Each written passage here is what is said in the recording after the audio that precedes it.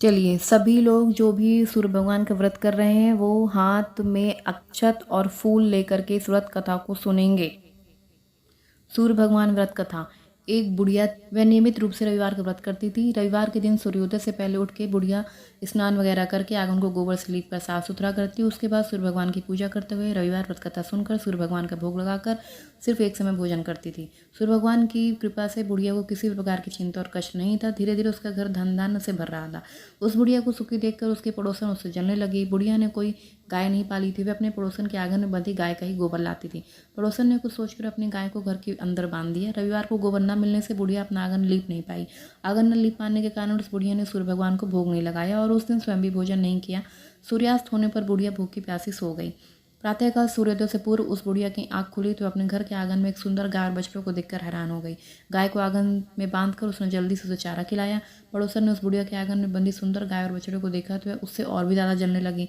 तभी गाय ने सोने का गोबर किया। गोबर को देखते ही पड़ोसन की आंखें फट गई। पड़ोसन ने उस बुढ़िया को आसपास न पाकर तुरंत उस गोबर को उठाया और अपने घर ले गई तथा अपनी गाय का गोबर वहां रखाई। सोने के गोबर से पड़ोसन कुछ दिनों में धनवान हो गई। गाय प्रतिदिन सूर्योदय से पूर्व सोने का गोबर करती थी और ये बात बुढ़िया को पता नहीं थी और पड़ोसन उस गोबर को उठाकर ले जाती थी।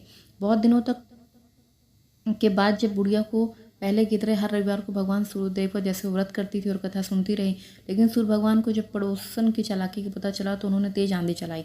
आंधी का प्रकोप देखकर बुढ़िया ने गाय को घर के अंदर बांध दिया। सुबह उठकर बुढ़िया ने सोने का गोबर देखा तो उसे बहुत आश्चर्य हुआ। उस दिन के बाद बुढ़िया गाय को घर के अंदर ही बांधने लगी। सोने के गोबर से बुढ़िया कुछ ही दिन में बहुत धनी हो गई।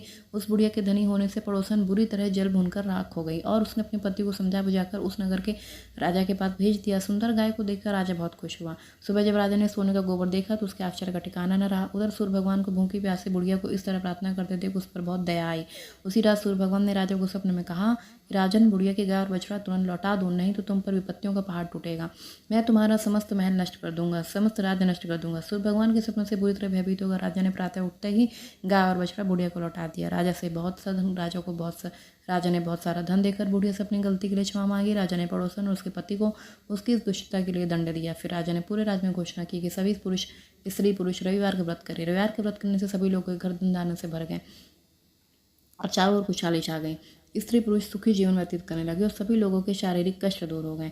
इस प्रकार जो भी व्रती सूर्य भगवान की कथा सुनता और कहता है उसकी सारी मनोकामनाएं सूर्य भगवान पूरी करते हैं। इति श्री सूर्य व्रत कथा संपूर्ण।